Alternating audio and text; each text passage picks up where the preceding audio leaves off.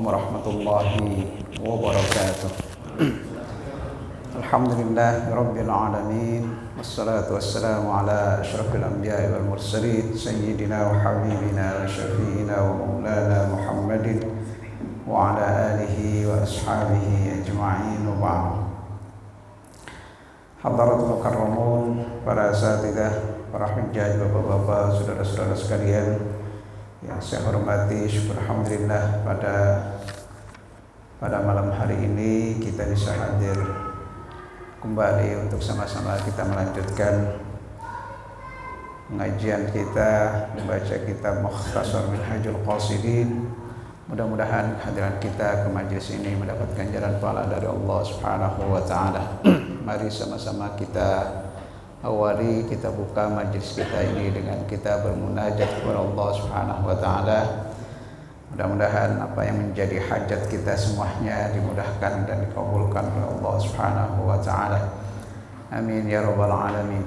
Ya Rabbi bil Mustafa balligh maqasidana waghfir lana ma madha ya wasi'al karami. Ya Rabbi bil Mustafa balligh maqasidana waghfir lana ma madha ya wasi'al karami. Ya akramal khalqi ma liman aludhu bihi siwaka 'inda hululil hadithil 'amimi. Ya Rabbi bil Mustafa balligh maqasidana waghfir lana ma madha ya wasi'al karami. Wa lan yadhiqa Rasulullah jahuka bi idil karimu tajanna bismi muntakimi.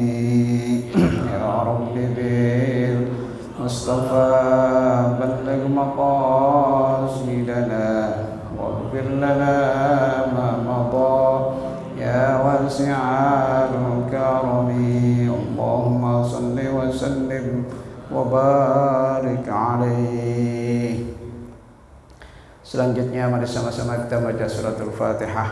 Kita niatkan, kita hadiahkan pahalanya untuk masing-masing orang-orang tua kita yang telah berpulang ke rahmatullah, untuk guru-guru kita, para masyayikh kita, para pendahulu Masjid Jami Miftaul Khair, wabil khusus guru kita Bapak Kiai Ahmad bin Yati bin Kiai Ilyas bin Sirin, orang tua kita Bapak Haji Muhammad Siddiq, para pengurus Masjid Jami Miftaul Khair yang lainnya yang telah berpulang ke rahmatullah. Kita doakan semuanya mudah-mudahan senantiasa mendapat curahan rahmat dan maghfirah dari Allah Subhanahu wa taala, diampuni segala dosa dan kesalahannya, diangkat derajatnya di sisi Allah Subhanahu wa taala, dijadikan kubur mereka semuanya raudhah min riyadil jannah.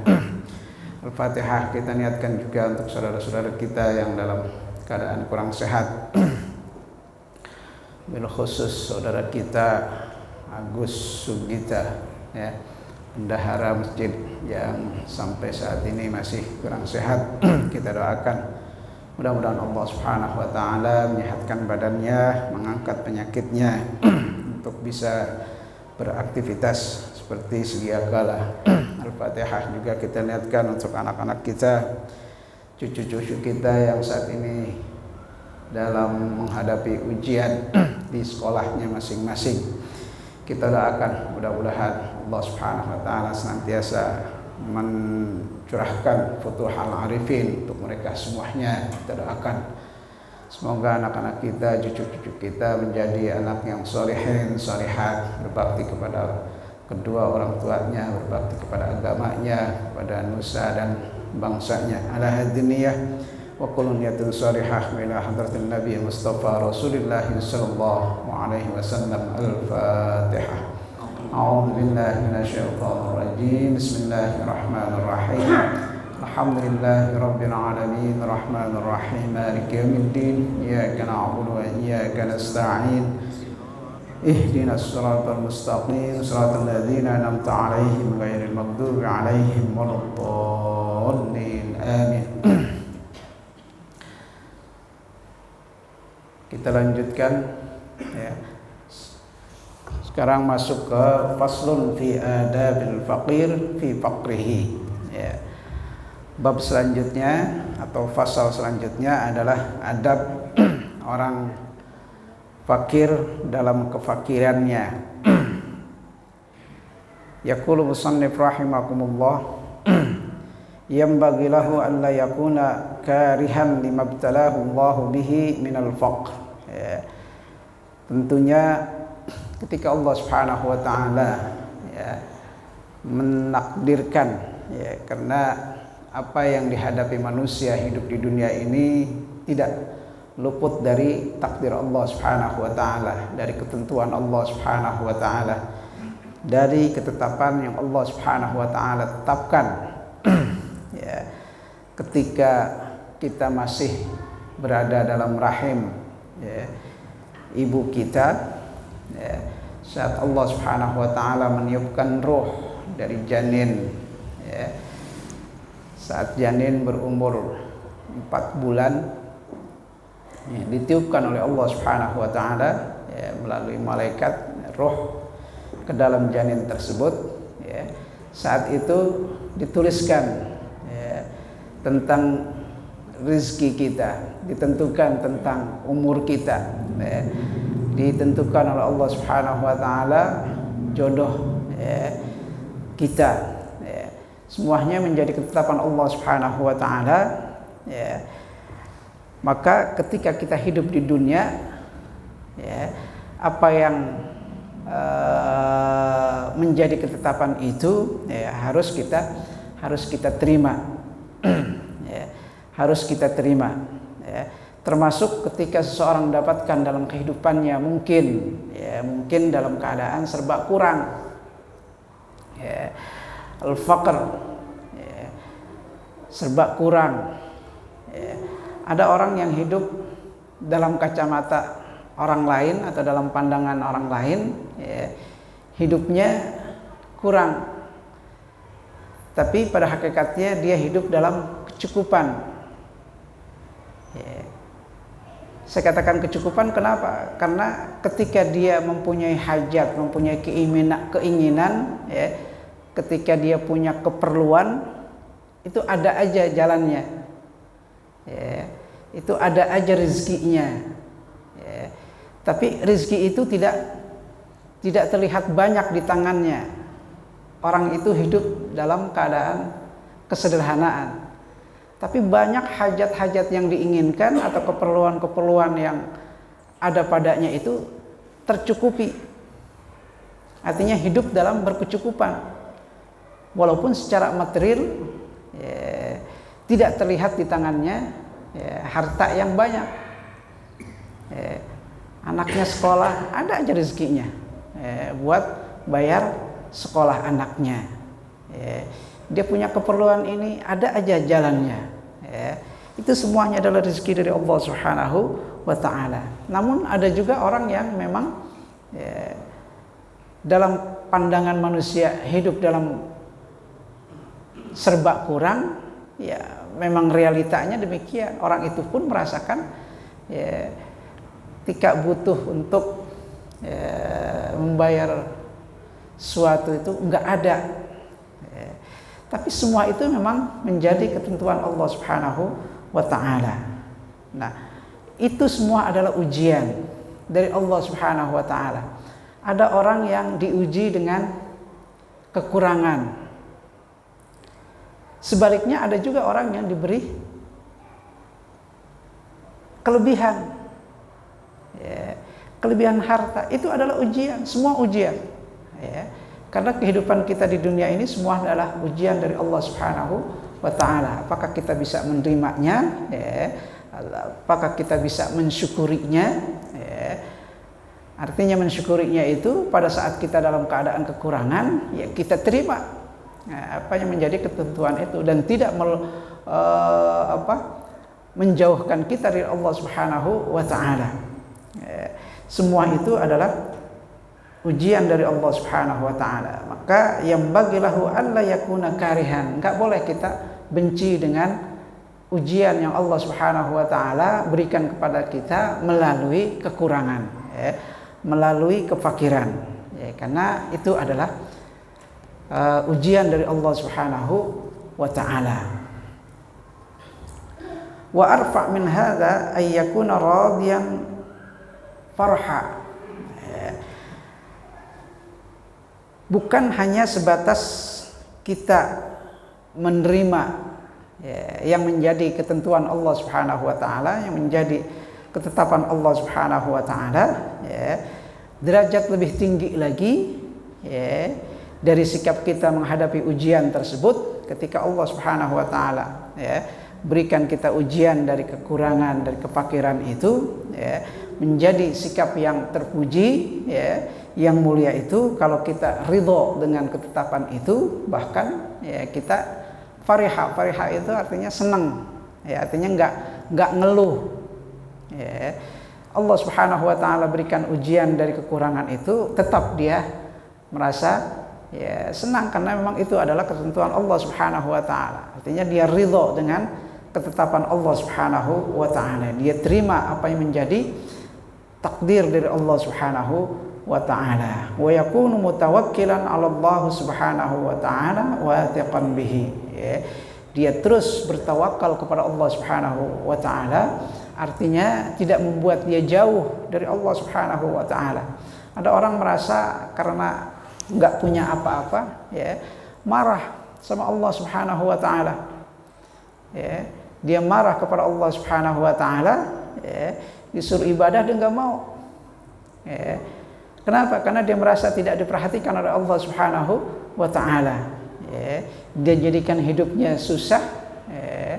Padahal di situ ada ibtila, artinya di situ ada ujian dari Allah Subhanahu wa ta'ala, ya. Maka sebagai seorang mukmin yang beriman kepada Allah Subhanahu wa ta'ala, saat kita mendapatkan, ya, dalam kehidupan ini, ya, ujian dari Allah Subhanahu wa ta'ala melalui kefakiran itu, harus tetap kita terima, ridho dengan ketetapan Allah Subhanahu wa ta'ala, dan terus bertawakal kepada Allah Subhanahu wa ta'ala, wathiqan bihi. Wathiqan bihi itu artinya dia tetap yakin kepada Allah Subhanahu wa ta'ala, ya. Tidak meluluhkan, ya, keimanannya, tidak menanggalkan keyakinannya kepada Allah Subhanahu wa ta'ala, tetap yakin kepada Allah Subhanahu wa ta'ala, tetap percaya kepada Allah Subhanahu wa ta'ala bahwa kekurangan yang ada itu adalah ujian dari Allah Subhanahu wa ta'ala. Kalau yang namanya ujian itu pasti akan ada akhirnya, ya. Ujian itu pasti ada akhirnya, ya. Dan biasanya akhir dari ujian itu adalah kebahagiaan, ya. Kebahagiaan, ya. Kita kalau lagi, ya, masih jadi pelajar gitu kan, ya, di pelajar itu, ya, biasanya ada ujian, ya. Biasanya di akhir ujian itu nanti akan ada kegembiraan apa ketika kita dinyatakan lulus dalam ujian tersebut, ya. Tidak ada yang membahagiakan kita kecuali pernyataan kita lulus dalam ujian tersebut. Itu adalah satu kebahagiaan, ya.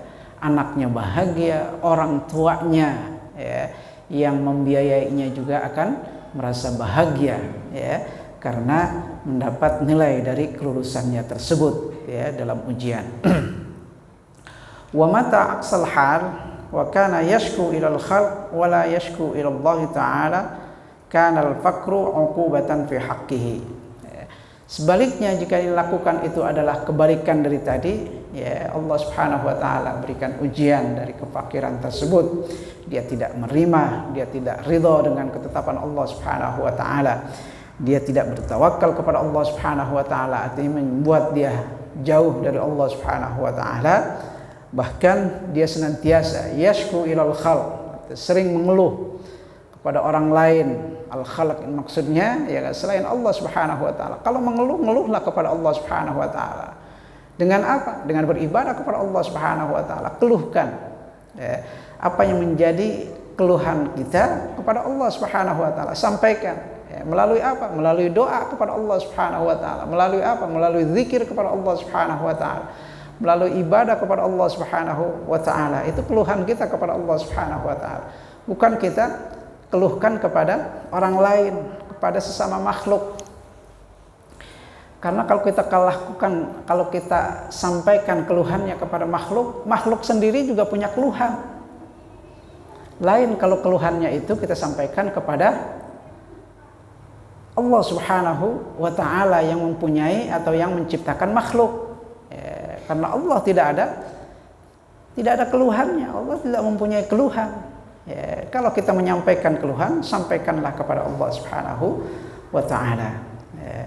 Maka kalau ada orang yang seperti ini ketika diberikan ujian atau cobaan al-faqr, kekurangan itu, kalau dia tidak mengeluhnya, kalau dia keluhkannya, kekurangan atau kefakirannya itu kepada manusia, ataupun kepada orang lain, maka dalam keadaan seperti itu, kefakiran itu menjadi ukubah.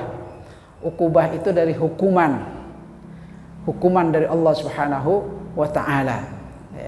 Tapi kalau kefakiran itu dia terima dengan ridho, bahwa itu adalah menjadi ketetapan Allah Subhanahu wa taala, dia terus bertawakal kepada Allah Subhanahu wa taala, dia terus yakin kepada Allah Subhanahu wa taala, maka itu menjadi ibtila. Ibtila itu ujian. Allah pada saat itu dia yakini bahwa ini adalah ujian dari Allah Subhanahu wa taala. Apakah dia mampu untuk bersabar dengan ujian tersebut? Maka kalau dia bersabar, tentunya dari kesabarannya dia mendapatkan pahala di sisi Allah Subhanahu wa taala, yang tentunya di akhirnya nanti setelah dia selesai menjalani ujian tersebut akan ada al-farj, akan ada kebahagiaan yang akan dia terima dari kemenangannya, menerima ujian dari Allah Subhanahu wa taala. Tapi kalau kefakirannya itu malah dikeluhkan kepada sesama manusia, maka kefakiran itu menjadi ukubah, hukuman dari Allah Subhanahu wa taala. Hukuman, beda antara kefakiran itu menjadi ibtila, ujian, ataupun ukubah. Kalau ukubah itu hukuman, artinya hukuman itu tidak mendapatkan pahala, bahkan nantinya di akhirat itu hukumannya akan lebih besar lagi, lebih besar lagi.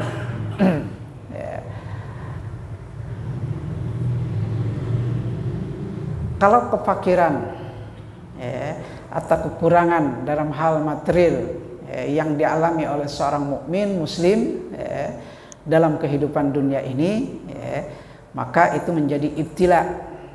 Ibtila itu ujian.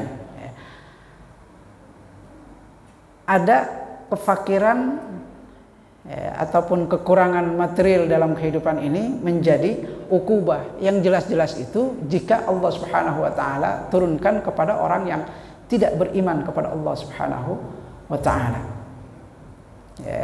Tidak beriman kepada Allah Subhanahu wa taala, atau yang Allah turunkan kefakiran atau kekurangan material di dunia ini kepada orang-orang kafir, orang yang tidak percaya kepada Allah Subhanahu wa taala, maka kefakirannya itu menjadi ukubah. Menjadi ukubah, menjadi hukuman buat mereka. Kalau hukuman artinya mereka tidak akan mendapatkan pahala di sisi Allah Subhanahu wa taala. Beda dengan ibtila, beda dengan ujian. Ujian jika Allah Subhanahu wa taala turunkan kepada seseorang itu, maka ujian itu jika dijalankan dengan benar, artinya dia bersabar dalam menerima ujian tersebut, dia akan mendapatkan pahala di sisi Allah Subhanahu wa taala. Di dunia dia mendapatkan pahala, di akhirat nanti tentunya pahalanya jauh lebih besar di sisi Allah Subhanahu wa taala. Satu contoh misalnya, seorang yang diberikan ujian, salah satu di antara anggota keluarganya dipanggil oleh Allah Subhanahu wa taala, ya. Keluarganya meninggal, ya. Taruhlah ya kemarin yang rame, ya, anak dari Gubernur Jawa Barat Ridwan Kamil, ya, yang Allah panggil, ya, Allah panggil masih dalam usia remaja, ya, masih muda. Anak yang baru selesai kuliah, ya, S1-nya untuk melanjutkan ke S2, artinya umurannya itu umuran 20-an, ya, 23 tahunan seperti itu, ya. Ya, Allah panggil. Itu adalah ibtila, ujian dari Allah Subhanahu wa taala, ya. Makanya dalam hadis ketika seseorang, ya, mendapatkan, ya, musibah seperti itu, ya, yang diajarkan kepada kita adalah untuk bersabar. As-sabru 'inda sadmatul ula. Ketika mendapatkan ujian seperti itu harus bersabar. Jika bersabar dengan ujian tersebut, maka dia akan mendapatkan pahala di sisi Allah Subhanahu wa taala. Lain halnya dengan orang yang tidak beriman kepada Allah Subhanahu wa taala, orang yang kafir tidak beriman kepada Allah Subhanahu wa taala, maka ketika dia diberikan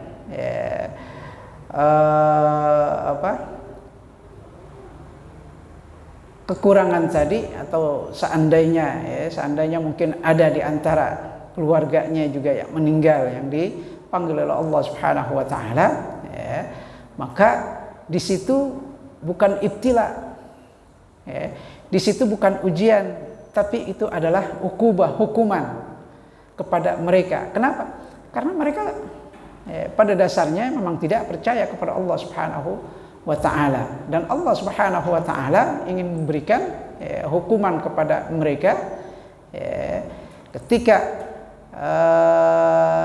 dia dapatkan itu,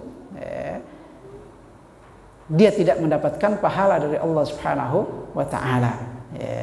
Hukuman tersebut tidak mendatangkan pahala buat keluarganya, yang menerima tersebut. Kanal faqru 'uqubatan fi haqqihi fala yanbaghi lahu idharus syaqwa. Maka sebagai seorang muslim mukmin, ketika Allah Subhanahu wa taala berikan ujian, mungkin melalui dari kekurangan ataupun kefakiran tersebut, hendaknya untuk tidak mengungkapkannya kepada orang lain, izharus syaqwa, mengeluhkan kepada orang lain, bal yudhiru ta'affuf wat tajammul, tapi dia harus terima bahwa itu adalah menjadi ujian dari Allah Subhanahu wa taala, dan di depan manusia pun dia tampakkan sikap keridhaannya dari apa yang menjadi ketetapan Allah Subhanahu wa taala, seperti yang disebutkan dalam Al-Qur'an, yahsabuhumul jahilu agniya minat ta'affuf. Orang-orang yang tidak tahu, al-jahil di sini maksudnya adalah orang yang tidak tahu tentang kepribadian atau kondisi seseorang, yang pada hakikatnya hidup dalam kekurangan, tapi karena dia bisa menjaga dirinya, dia nggak mengeluh, dia tidak meminta-minta, maka dia dianggap sebagai orang agnia, orang yang kaya, karena tidak menampakkan kehidupan yang meminta-minta. Minat ta'affuf, minat ta'affuf ini mengandalkan orang lain dengan meminta-minta. Wa yanbaghi lil faqir ay yatawadha alla yatawadha li ghaniyyin li ajli ghina'ihi.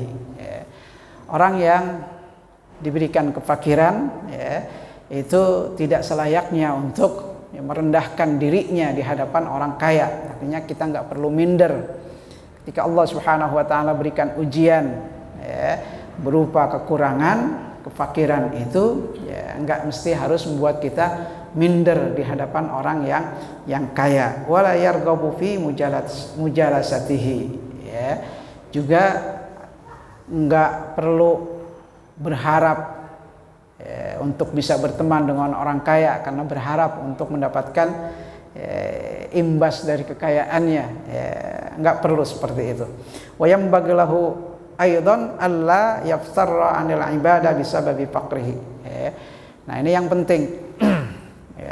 Mestinya tidak membuat dia harus lari dari ibadah kepada Allah Subhanahu wa taala karena dari kefakirannya tersebut, atau merasa bahwa dengan kefakiran ini dia menganggap bahwa Allah Subhanahu wa taala tidak memperdulikannya sehingga dia tidak mau lagi beribadah kepada Allah Subhanahu wa taala. Ya, kan bisa saja, bisa saja. Sebelumnya pernah saya sampaikan bagaimana sahabat yang awalnya miskin kemudian minta supaya kaya, dikasih kekayaan, akhirnya kekayaannya malah membuat dia tidak mempunyai waktu untuk beribadah kepada Allah Subhanahu wa taala. Yang awalnya dia rajin beribadah, yang awalnya dia rajin sholat, ya, karena banyaknya hartanya, dia sibuk ngurusi hartanya sehingga nggak ada waktu untuk beribadah kepada Allah Subhanahu wa taala. Ya, ada yang seperti itu, artinya ya, tidak beribadah kepada Allah Subhanahu wa taala karena kesibukannya mengurus harta kekayaannya. Sebaliknya, ada juga orang yang ketika Allah Subhanahu wa taala berikan ujian dari kefakiran, dari kekurangan itu, dia merasa bahwa Allah itu sudah tidak memperdulikannya, akhirnya dia tidak mau juga beribadah kepada Allah. Tidak seperti itu. Karena sesungguhnya ya, al-faqru itu adalah ibtila, merupakan ujian dari Allah Subhanahu wa taala. Ya. Wala yamna'u bidzalika ma fuddila an fa inna dzalika juhdul muqil. Rawa Abu Dzar radhiyallahu taala anhu qala qultu ya Rasulullah ayyus sadaqah afdal qala juhdun min muqillin ila faqirin fis-sir. Ya. Bahkan dianjurkan juga pada saat orang mendapatkan kekurangan, jika satu saat mempunyai kelebihan yang Allah Subhanahu wa taala berikan kepadanya, dia juga harus tetap untuk bisa berbagi kepada yang lain. Kan kekurangan itu atau kefakiran itu kan enggak selamanya. Makanya Allah Subhanahu wa taala di awalnya disebut karena itu adalah ibtila, bahwa itu adalah ujian. Yang namanya ujian itu enggak akan selamanya. Pasti akan ada akhirnya. Pasti ada akhirnya. Nah, dalam perjalanannya mungkin bisa saja suatu saat diberikan kelebihan, fadlun anhu, artinya diberikan kelebihan. Maka kelebihan tersebut bisa untuk diberikan kepada orang lain, Abu Dzar Al-Ghifari, seorang sahabat, bertanya kepada Rasulullah SAW, ya Rasulullah, ayyus sadaqah afdal? Bertanya kepada Rasulullah SAW, sedekah yang bagaimana yang utama? Qala, Rasulullah SAW menjawab, juhdun min muqillin ila faqirin fis-sir. Upaya orang yang hidup kekurangan, ketika dia merasa ada yang lebih dari dirinya itu diberikan kepada orang yang lebih membutuhkan, kepada fakir itu artinya ya orang yang juga membutuhkan. Fis-sir, diberikannya secara diam-diam. Kalau orang kaya, orang lagi punya duit, orang kaya punya duit, dia bersedekah dengan duitnya, dengan kayaannya, satu hal yang wajar. Yang wajar, orang punya duit, orang kaya sedekah. Tapi yang luar biasa itu adalah orang yang fakir. Tapi walaupun dia fakir, tetap ada upaya dia untuk bisa berbagi kepada sesamanya, dan diberikannya itu secara diam-diam, fisir. Maka Rasulullah SAW, sedekah yang paling mulia itu adalah sedekah yang dalam keadaan seperti ini. Yang seperti ini. Orang yang hidup serba kurang, tapi ketika merasa dia ada kelebihan yang dia punya itu, dia berikan kepada orang lain secara diam-diam. Itu adalah bentuk ibadah yang terbaik, kata Rasulullah sallallahu alaihi wasallam. Selanjutnya bayanun fi adabihi fi qabulil ata. Ya. Pasal selanjutnya adalah adab dalam menerima pemberian ataupun hadiah, ya, pemberian. Idza ja'ahu bighairi su'alin yanbaghi an yulahad fi ma ja'ahu thalathatu umur. Nafsul mal wa gharadul mu'ti wa gharaduhu fil akhdh. Ya. Jika ada orang yang datang membawa pemberian ataupun hadiah, ya, hadiah bisa dalam bentuk apa saja, ya, bentuk uang ataupun yang lainnya, barang. Maka harus diperhatikan 3 hal. Ayyulahad fima ja'ahu thalathatu umur. Ada 3 hal yang perlu diperhatikan. Yang pertama, nafsul mal, ya. Hadiahnya itu sendiri, barangnya itu sendiri, ya, atau uangnya itu sendiri kalau hadiahnya itu berbentuk uang, ya, nafsul mal. Wa gharadul mu'ti, kemudian tujuan orang yang memberi itu apa, ya. Kemudian yang ketiga itu gharaduhu fil akh, ya. Yang ketiga itu adalah tujuan orang yang diberi, yang menerima hadiah itu untuk apa ataupun apa tujuannya. Yang pertama, al-awwal, amma fi nafsil mal fayanbaghi an yakuna khaliyan minasyubuhat kulluha, ya. Ya, yang diperhatikan tadi malnya ataupun hartanya ataupun barangnya yang menjadi hadiah itu mesti harus dilihat apakah barang tersebut khaliyan anisyubuhat kulluha, artinya harus bebas dari hal-hal yang sifatnya syubuhat. Syubuhat itu adalah yang kita sendiri nggak jelas ini halal apa haram, ya. Dalam hadis disebutkan al halalu bayyin, ya. Yang halal itu jelas, ya. Yang halal itu jelas, ya. Wal haramu bayyin, yang haram itu jelas, artinya ya, halal ataupun haram secara zatnya sudah disebutkan oleh Allah Subhanahu wa taala, ya, dalam hadis Rasulullah sallallahu alaihi wasallam, ya, disebutkan, ya, kalau zatnya yang haram misalnya, ya, babi, ya, babi itu memang sudah disebutkan haram, ya, anjing, ya, sudah disebutkan haram, ya kan, babi halal apa haram, ya.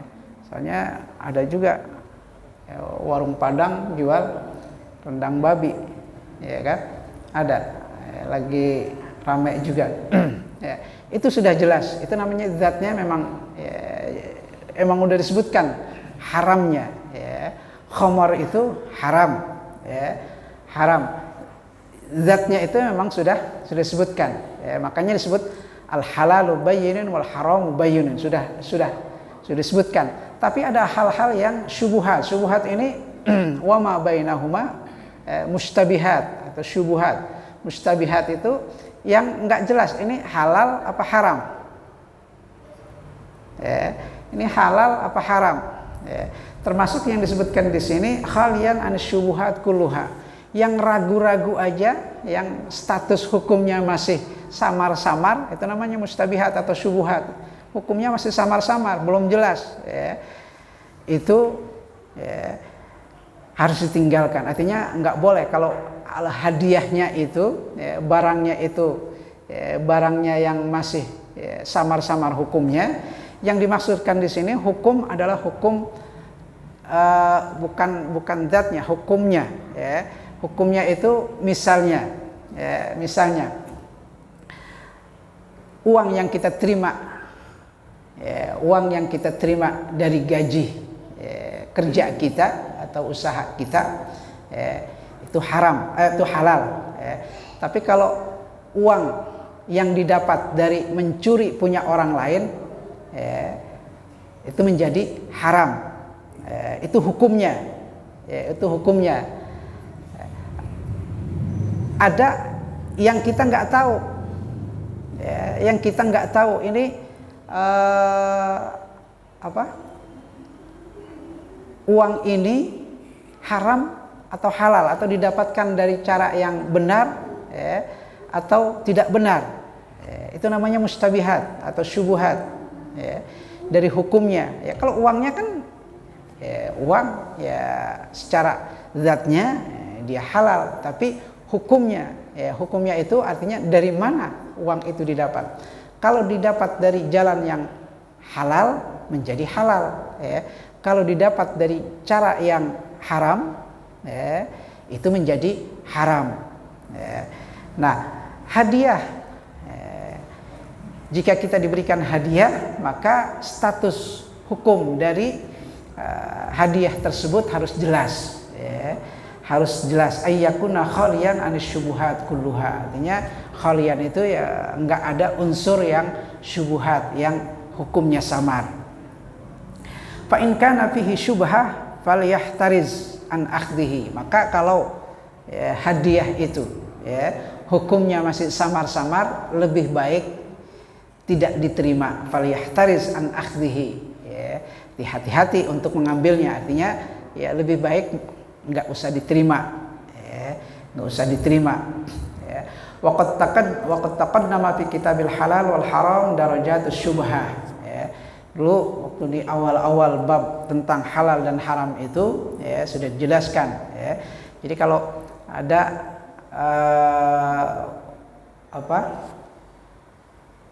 barang ataupun harta ataupun uang itu yang halal, jika memang itu didapat dari jalan yang halal, ya. Yang haram itu, ya, sudah jelas juga, ya, kalau diambil ataupun didapat dari jalan yang tidak benar atau yang dilarang dalam agama menjadi haram, ya. Tapi ada uang ataupun harta yang didapat, ya, sementara kita sendiri nggak tahu nih, ya, antara halal dengan haram, maka itu menjadi syubhah, ya, menjadi syubhah, ya. Maka kalau ada hadiah yang sumbernya masih kita ragukan, ya, ya, anjurannya adalah falyahtariz, ya, an akhdhihi, artinya lebih baik tidak diterima. Wa ma yajibu ijtinabuhu wa ma yuhtasab. Artinya ya ditinggalkan, ya, ditinggalkan hadiah yang seperti itu, tidak diterima, ya. Misalnya, ya, ada orang, ya, biasanya kalau musim-musim kampanye sering saya sampaikan, musim-musim kampanye ini kan, ya, banyak yang pada nyumbang karpet, nyumbang apa gitu ke masjid, ya. Ya, kita tidak menuduh, nggak bisa menuduh seorang, oh, ini kan politikus, ya, dia kan politikus, ya, jangan-jangan ini uangnya dari hasil yang tidak benar, ya, misalnya seperti itu. Nah, itu kan berarti termasuk syubhat. Semestinya, ya, yang syubhat itu harus kita tinggalkan. Cuman ada orang yang berpikiran, kan nggak semuanya yang dia punya itu dari syubhat, ya. Karena kalau dia sebagai seorang anggota dewan misalnya, dia kan punya gaji, ya, gajinya itu adalah halal, hak dia, ya, hak dia, ya. Atau dia punya usaha misalnya, ya, punya usaha, ya. Nah, keuntungan dari usahanya itu adalah, ya, halal, ya, itu hak dia gitu, ya. Cuman dari yang dia miliki itu, ya, ada yang didapat dari yang tidak benar, ya, dari hasil korupsi, ya. Atau misalnya ada orang, ya, yang sudah dinyatakan melakukan tindak pidana korupsi oleh pengadilan, dinyatakan dia sebagai seorang yang melakukan tindak pidana korupsi, ya, kemudian dia nyumbang, dari hartanya. Nah, yang seperti ini menjadi syubhah. Syubhahnya kenapa? Syubhahnya karena, ya, orang itu pernah dinyatakan sebagai orang yang melakukan tindak pidana korupsi, ya, walaupun mungkin dari harta yang dia miliki itu ada saja mungkin, ya, gajinya dulu, ya, gajinya dulu dia sebagai pejabat itu, ya, di situ ada, itu mungkin ada juga kekayaan yang didapatkan atau diperoleh dari usahanya. Ya, dari usahanya, dia punya usaha yang lain, ya, apa gitu, ya, itu. Nah, hal yang seperti ini menjadi syubhah. Kenapa? Syubhahnya karena dia sudah dinyatakan sebagai orang yang melakukan tindak pidana korupsi, ya, seperti itu. Nah, maka inilah ya, harta-harta yang seperti ini yang syubhah, ya, yang syubhah. Ya. Kalau mau terima ya terima, ya. Tapi bahwa itu harta itu adalah menjadi syubhah. Ya, syubhah itu yang kita nggak ragu, yang kita ragu. Ya, yang kita ragu tentang status hartanya, apakah dari sumber yang halal ataupun yang haram. Ya, kalau diambil setelah itu ya, hadiahnya diberikan kepada orang lain, ya, kepada orang lain. Itu kalau kita merasa bahwa itu adalah harta yang syubhah, ya, harta yang syubhah. Kemudian wa amma gharadul mu'ti fala yakhlu imma yakuna talaban lil mahabbah. Orang ketika memberikan hadiah kepada orang lain, itu kan ada tujuannya. Ada yang tujuannya untuk memupuk cinta kasih kepada sama, cinta kasih kepada sesama. Talaban lil mahabbah wa huwa al hadiyah. Ketika orang memberikan hadiah, imma hadiahnya itu dalam bentuk dalam bentuk barang ataupun dalam bentuk uang, dikasih amplop, dikasih amplop. Nah, itu kan ada tujuannya biasanya. Ya kalau musim kampanye ya biasanya paling enggak lu inget gua nanti waktu nyoblos, kan gitu, gitu. Ya. Atau ya memang ada orang yang memberikan hadiah karena memang untuk memupuk persaudaraan ataupun mahabbah, kasih sayang, cinta kasih sayang, ya, samanya berupa hadiah. Fala ba'sa biqabuliha idza lam takun rishwah, ya. Boleh diterima seperti itu kalau bukan rishwah. Rishwah itu sogokan. Sogokan itu yang seperti tadi, ya. Kalau dia ngasih amplop, tujuannya adalah supaya nanti pada saat pencoblosan kamu menyoblos nama saya, nah itu namanya rishwah. Itu namanya sogokan, nggak boleh diterima, nggak boleh diterima. Secara undang-undang pemilu aja nggak boleh, rishwah. Walam takun fiha minnah, itu. Tapi kalau memang tulus diberikan hadiahnya atau amplopnya itu, untuk memupuk tali persaudaraan, itu boleh. Ya, karena banyak juga kan orang dalam melakukan sesuatu, misalnya biasanya ini di kantor-kantor, di kantor-kantor itu kan orang ketika memberikan hadiah itu ada dua, ada dua. Ada yang diberikan sebelum urusannya dikerjain, dikasih hadiah dalam amplop. Tujuan apa? Untuk dipermudah urusannya. Nah, itu yang namanya rishwah, itu namanya sogokan. Ada orang yang memberikan hadiah karena memang niatnya untuk memberikan hadiah, menghargai jerih payah orang tersebut. Urusan tetap diajukan, setelah selesai baru dikasih hadiahnya. Padahal sama-sama diberikan juga kepada orang yang mengurus itu. Tapi yang pertama itu tujuannya adalah untuk memperlancar urusannya, maka itu tujuannya adalah rishwah, tujuannya itu adalah nyogok, supaya mempermudah urusan. Tapi kalau diberikannya setelah urusannya selesai, tanpa ada janji, kalau pakai ada janji sama aja rishwah juga. Nih berkas gua nih, selesain. Entah kalau selesai lu gua kasih. Nah, itu namanya rishwah. Kalau yang ini walaupun dikasih tetap rishwah ini. Tetap ini adalah sogokan. Tapi kalau ini berkas gua tolong dikerjain, ya udah Bapak nanti datang 2 minggu. Dari sekarang datang lagi ke sini. Insya Allah selesai. 2 minggu datang lagi, ini Pak berkasnya sudah selesai. Nah, udah. Nah, setelah itu dikasih sebagai ucapan terima kasih, itu tidak rishwah, tidak rishwah. Kalau menurut ini nih, lain halnya dengan menurut KPK. Ya, kalau KPK kan semua gratifikasi itu adalah ya, sogokan. Ya, selama itu, ya, karena memang yang ditangani KPK juga ya, nilainya kan jutaan. Ya. Tapi biasanya kalau yang begini-begini cuman berkas-berkas itu ya paling 50.000, ya, 100.000, seperti itu. Ya. Kalau dalam undang-undang kepegawaian ya tetap tidak boleh sebetulnya. Ya. Tapi kalau menurut ini ya artinya untuk membedakan ya, hadiah. Ya. Hadiah. Tapi memang dilihat di sini adalah hadiahnya secara umum. Ya, secara umum. Gharadul mu'ti fala yakhlu imma yakuna talaban lil mahabbah, karena ketika seorang memberikan hadiah ya, itu tujuannya adalah untuk memupuk tali kasih ya, tali kasih. Ya. Maka itu disebut sebagai hadiah ya, hadiah.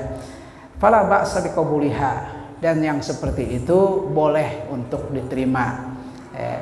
Idza lam takun riswatan, jika tidak ada tujuan riswah, nyogok tadi ya, nyogok tadi ya. Karena kalau itu dilakukan di urusan-urusan perkantoran ya menjadi masalah ya. Ini tentang hadiah tersebut ya. Makanya kalau di kantoran ya kalau memang nggak boleh ya, untuk memberikan hadiah ya memang tidak boleh ya. Kalau mau dikasih ya kasih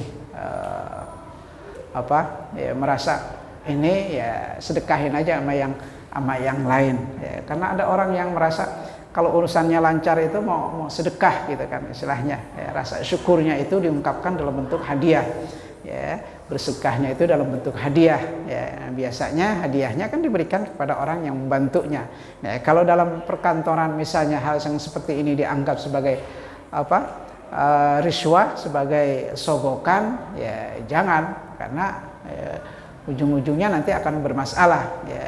Kalau memang bersedekah ya berikan saja kepada yang lain kalau memang ingin kesyukuran ya, dalam bentuk bersedekah karena urusannya selesai, yang seperti itu.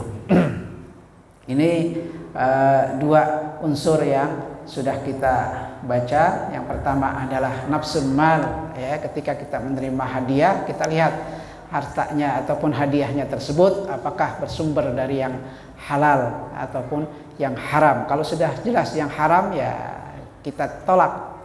Kalau memang kita yakin bahwa itu adalah ya, kita tahu ada orang ya, mencuri barang gitu kan. Kita tahu ya, ada orang mencuri barang ya, terus barangnya dijual, kemudian kita dikasih hadiah dari penjualannya itu kan barang yang haram ya, hadiah yang haram ya. Kalau kita yakin bahwa itu adalah bersumber dari yang haram ya, kita tolak ya. Kemudian kalau memang kita yakin itu adalah ya, hadiah itu adalah halal ya kita terima. Bahkan ketika ada hadiah yang sumbernya masih samar-samar syubhah ya, anjurannya itu falyahtariz an akhdhihi, artinya kita ya, berhati-hati untuk menerimanya ya, artinya anjurannya kalau bisa jangan diterima ya, kalau memang yakin bahwa sumber dari hadiah tersebut ya, sumbernya nggak jelas ya. Kemudian tujuan orang yang memberi itu ya, tentunya ya, ketika seseorang memberikan hadiah itu tujuannya adalah untuk memupuk tali kasih ya. Tapi kalau tujuannya adalah untuk menyogok ya, menyogok itu namanya riswah ataupun korupsi ya, korupsi ya, itu harus ditolak yang seperti itu ya. Akan kita lanjutkan dalam pertemuan yang akan datang. Mudah-mudahan yang kita baca membawa manfaat untuk kita semuanya. Amin ya rabbal alamin. Ya arhamar rahimin, ya arhamar rahimin, ya arhamar rahimin, farij 'alal muslimin, ya arhamar rahimin, ya arhamar rahimin, ya arhamar rahimin, farij 'alal muslimin. Wa'fu anna ya Allah, wa'fu anna ya Karim, wa'fu anna ya Rahim, birahmatika ya arhamar rahimin. Allahumma ja'al jam'ana hadha jam'an mubarakan wa ja'al tafarruqana min ba'dihi tafarruqan ma'suma. Allahumma nawwir qulubana bi nuri hidayah بك كما نورت الأرض بنور شمسك وقمرك أبدا أبدا. اللهم اجعلنا ممن يستمعون القول فيتبعون أحسنه.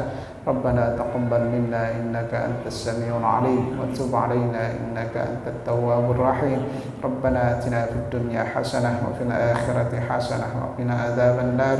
وصلى الله على سيدنا محمد النبي الأمي وعلى آله وصحبه وسلم والحمد لله رب العالمين.